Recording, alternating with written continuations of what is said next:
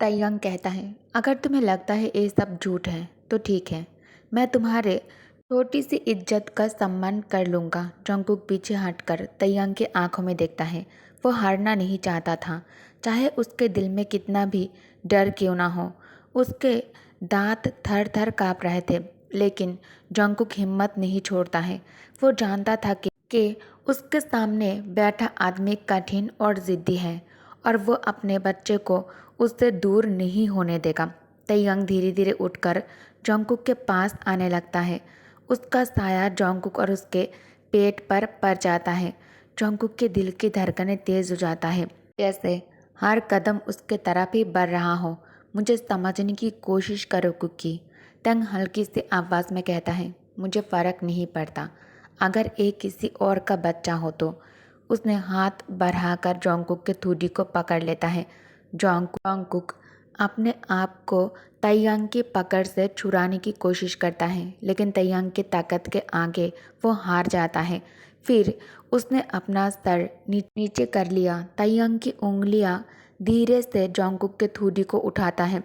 चाहे पिता कोई भी हो, तयंग कहता है, लेकिन जब तक ये बच्चा तुम्हारे अंदर है और तुम उसके माँ हो, बस इतना ही काफ़ी है मेरे लिए।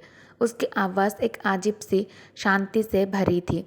बस तुम उससे प्यार करो कुकी, मेरे लिए बस यही ज़रूरी है। उसके चेहरे पर कुछ पल के लिए एक नरम मुस्कान थी, फिर उसकी आंखों में कुछ अलग चमक आई। और अगर ये मेरा बच्चा नहीं भी है तो क्या तुम्हें नहीं लगता तुम्हें उसके पास रहना चाहिए और ज़्यादा? उसके लफ्ज़ों में एक चुपी धमकी थी। सोच लो कुकी, अगर तुम कभी भागने की भी सोचते हो ना तो क्या हो सकता है? जंगकुक दांत भींचते हुए गुस्से से कहता है, तुम्हें कोई हक नहीं है। वो बोलते हुए थोड़ी सांस लेने लगता है, जैसे उसके हर लफ्ज़ में दर्द छुपा हो।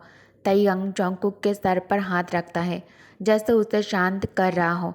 उसका हाथ अब उसके बालों पर फिसल जाता है, जैसे किसी पालतू जानवर को थपथपाया जाता हो। अगर ये सच में किसी और का बच्चा है तो मुझे अजीब ज़रूर लगता है और लगेगा भी। तयंग मुस्कुराता है, लेकिन कोई बात नहीं, मैं हर उस बच्चे का पिता बन जाऊंगा जो तुम्हारे अंदर पल रहा हो। मैं हर उस बच्चे का पिता बनना चाहूँगा, जंगकुक कहता है। लेकिन मैं एक कभी नहीं चाहूँगा, जंगकुक आंखों में आंसू लेकर कह रहा था। तयंग नरमी से कहता है, लगता है तुम्हें याद नहीं, मैंने कहा था तुम इसी तरह जिंदगी बिताओगे। तयंग झुककर जंगकुक के आंखों में देखता है और जंगकुक के दिमाग में वो पुराने पल फ्लैश हुए जब तयंग एक अलग इंसान था। वो इंसान जो अब मर चुका था, अब उसके सामने खड़ा आदमी एक बिल्कुल अनजान टूटी हुई रूह लग रहा था। ध्यान से सुनो कुकी, उसने धीरे से कहा। उसके माथे पर एक हल्का सा किस दिया। तुम मेरे पास रहोगे, मेरे बच्चों को जन्म दोगे तुम, और मेरी ज़िंदगी का हिस्सा बनकर रहोगे। यही तुम्हारा जीवन है।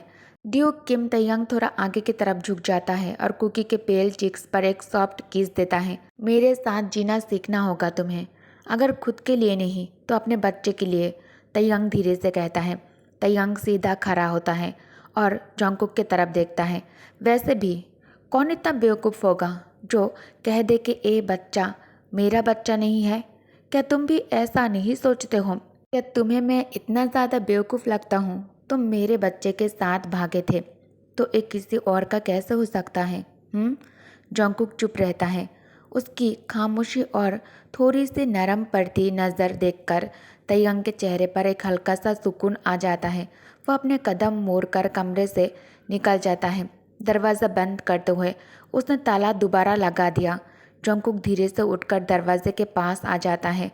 उसने अपनी पाम से ठंडे दरवाजे को महसूस किया और फिर पीछे हट गया।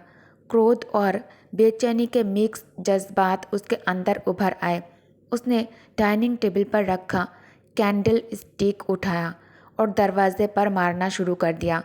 वो नहीं जानता था कितनी देर तक ऐसा करता रहा। बस इतना ज़रूर था कि अंत में उसका सारा जोश टूट गया। सांसें तेज चल रहा था और आंखें बंद कर उसने दरवाजे की तरफ देखा। दरवाजे पर कुछ आगली निशान थे, जहाँ कैंडल स्टिक टकराने से लग चुका था, लेकिन ताला अब भी मजबूत था, जैसे उसकी आज़ादी का मजाक उड़ा रहा हो। थोड़ी देर तक चुप रहकर जोंगकुक मुंह फेरता है। उसका बदन थकन से भरी लग रहा था, जैसे रोज रोज अंदर से कुछ टूट रहा हो। उसने कैंडल स्टिक नीचे रखा और कुर्सी पर जाकर बैठ गया। कुर्सी में धंसकर उसने एक लंबी सांस छोड़ी। उसके पेट के अंदर बच्चा धीरे से हिलता है। उसने महसूस किया जैसे छोटी सी जान उसके दुख को समझ रहा हो। जोंगकुक ने अपने हाथ से प्यार से अपने ग्रोइंग बम को सहलाया। कुछ नहीं बेबी, सब ठीक है, उसने हल्का सा मुस्कुराकर कहा। उसकी आवाज़ नरम और हल्का सा प्यार भरा था, जैसे वो अपने बच्चे को सुलाने की कोशिश कर रहा हो। उसने सामने खाली कमरे की तरफ देखा और हर स्ट्रोक के साथ उसे महसूस हुआ जैसे बच्चा भी उसके टच का जवाब दे रहा हो। अब वो इन मूवमेंट्स की आदत डाल चुका था, लेकिन जब पहली बार बच्चे ने हिलना शुरू किया था, उस दिन वो इतनी शौक और डर गया था कि समझ नहीं पाया क्या करे। जैसे जैसे वक्त गुजरता गया, जोंगकुक सीख लिया कि सिर्फ एक हल्की सी टच अपने स्टमक पर करने से उसका बच्चा शांत हो जाता था। कभी कभी वो छोटी सी जेंटल टैप से उसका जवाब भी देता था। उस मोमेंट में जोंगकुक को पहली बार महसूस हुआ कि वो सच में मादर बनने वाला है। उसका दिल खुशी से भर गया था, इतना कि आंखों में आंसू तक आ गए थे। हाँ, थोड़ा दुख भी था, क्योंकि वह अपने फीलिंग किसी से शेयर नहीं कर सकता था। लेकिन जोंगकुक ने सोचा, ठीक है, अब मेरे पास मेरे बेबी है, मुझे और क्या चाहिए। अब उसके पास सब कुछ था। उसे लगता था कि जब तक ये बच्चा उसके पास है, वो कभी अकेला नहीं होगा। कभी कभी जब जोंगकुक का मूड अच्छा होता, तो उसके पेट में बच्चा भी जैसे खुशी से डांस करता, और जब वो उदास होता तो उसका बच्चा बिल्कुल शांत हो जाता, जैसे उसके दुख को महसूस कर रहा हो। जोंगकुक हर दिन उस बच्चे से और ज़्यादा प्यार करने लगा है। एक ऐसी छोटी सी जान जो बिना शब्दों के उसे समझ लेता था। थोड़ी देर बाद जब शांत हुआ तो जोंगकुक अपने बाल बांधे और आंसू के निशान पोंछे और अपनी ग्लासेस ठीक किया। चाहे हालत कितनी भी मुश्किल क्यों ना हो, अब वो एक माँ था और ये बच्चा इस दुनिया में उसका अकेला फैमिली था। जोंगकुक खुद को संभालता है, कपड़े बदल लेता है और थोड़ा सा खाना खाया, और सोल्जर उसके लिए जो छोड़ गया था वो खाना उसने खा लिया था। दिन बीतने लगे। धीरे धीरे उसने नोटिस किया कि उसके घर की चीज़ें एक एक करके इस कमरे में शिफ्ट हो रहा है।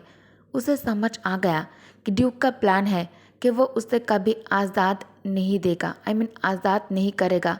लेकिन जोंगकुक सोचता है, मुझे सोचना होगा, शांत रहना होगा इस हालत में।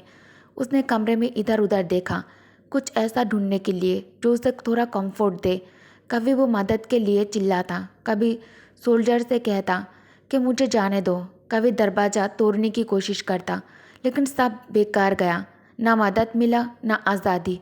वो सोल्जर जो उसके लिए खाना लाता था, वो भी कुछ नहीं कर सकता था। अब जोंगकुक के लिए सच समझना मुश्किल नहीं रहा। मैं यहाँ यहाँ से तभी निकल सकता हूँ जब ड्यूक खुद छोड़ेगा मुझे। वो खुद चाहेगा, लेकिन वो हारना नहीं चाहता था। वो सोचता है, मैं ऐसे नहीं जा सकता और ऐसे नहीं जी सकता। मुझे अपने बच्चे को उस आदमी से बचाना होगा। तभी दरवाजे का ताला खोलने की आवाज़ सुनाई देता है उसे। जोंगकुक का दिल जोर से धड़कने लगता है, आंसू आंखों तक आ जाता है। उसने तुरंत अपना रूप संभाला, बेड पर जाकर लेट गया और अपने ऊपर चादर ओढ़ लेता है, जैसे सो रहा हो। दरवाज़ा खोलता है, चेन हट जाता है दरवाजे के लॉक से। जोंगकुक आंखें बंद रखता है और अपने सांस नॉर्मल कर लेता है। वो साइड पे लेटकर अपना पीलो कस के पकड़ लेता है। कुछ देर बाद कमरे में किसी का कदम की हल्की सी मूवमेंट महसूस होता है उसे। जोंगकुक सिर्फ कदम की आहट से ही पहचान लेता है कि ड्यूक वापस आ गया है। उसने पूरी कोशिश की कि वो सोया हुआ लगे, पहले तो सिर्फ इसलिए क्योंकि वो उस आदमी का चेहरा नहीं देखना चाहता था, क्योंकि वो उससे बहुत ज़्यादा नाराज़ और गुस्सा दोनों था। लेकिन धीरे धीरे उसके दिल में एक अजीब सी डर की लहर उठने लगता है। वक्त के साथ उसका डर बढ़ता गया। वो ड्यूक से डरने लगा था। कभी वो ऐसा नहीं था। पहले तो उसके अंदर थोड़ा इंसानियत था, लेकिन अब वो पूरी तरह ठंडा और दिल से बिल्कुल पत्थर हो गया था। जॉन्गकुक को लगा जैसे उसने उस आदमी के दिल का एक हिस्सा तोड़ दिया हो। जब वो उससे धोखा देकर भाग गया था, उसके जहन में वो पल याद आया जब उसने दुआ मांगा था, अगर मुझे उसके जख्म का सबब बनना पड़े तो ठीक है, बस इतना नहीं चाहूँगा कि वो मुझे भूल जाए। वो चाहता था कि जाते जाते उसके दिल पर कोई निशान छोड़ जाए, जैसे वो हमेशा उसका दिल तोड़ता था। लेकिन उसने कभी नहीं चाहा था कि वो इतना बदल जाए, इतना तन्हा और सख्त दिल वाला बन जाए। जॉन्गकुक अपने होठ कांस लिए ताकि आंसू बाहर ना आए। उसने सुना ड्यूक ने अपनी मिलिट्री कोट और जैकेट बेड के पास रखा। फिर कुछ कदम चलने की आहट सुनाई देता है उसे, और तब बेड हल्का सा हिलता है। जॉन्गकुक का दिल जोरों से धड़कने लगता है। जॉन्गकुक चिल्लाने की इच्छा को दबाया और अपना तकिया और कस के पकड़ लिया। फिर जॉन्गकुक महसूस किया कि ड्यूक धीरे से उसके पीछे लेटकर उसे अपने बाहों में खींच लिया है। वो एक पल के लिए घबरा जाता है, लेकिन चुपचाप लेटा रहता है। जॉन्गकुक मन ही मन सोचता है, शायद अगर मैं कुछ नहीं बोलूँगा तो सब ठीक रहेगा। ड्यूक का इरादा जैसे उसे परेशान करने का नहीं था, इसलिए जॉन्गकुक खुद को संभाला और चुप रहा।